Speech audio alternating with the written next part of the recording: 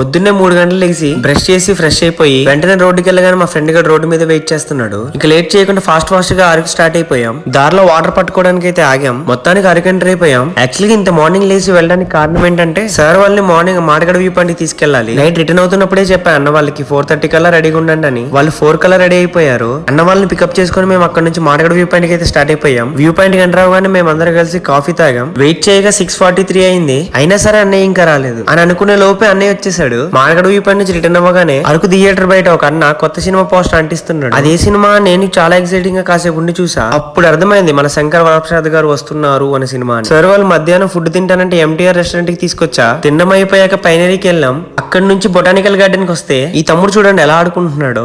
అలానే చాలా సేపు ఆడుకున్నాడు, వెళ్ళిపోయాడు. లాస్ట్ లో అన్న వాళ్ళని కాఫీ మ్యూజియం చూపించి అండ్ ట్రైబల్ మ్యూజియం కూడా చూపించి డ్రాప్ చేసేసా. నేను రిటర్న్ అయిపోయా. కానీ నిజం చెప్తున్నా గైస్, ఈ ఫ్యామిలీని మాత్రం నేను అస్సలు మర్చిపోను, గుర్తు పెట్టేసుకుంటా. అంతలా క్లోజ్ అయిపోయారు.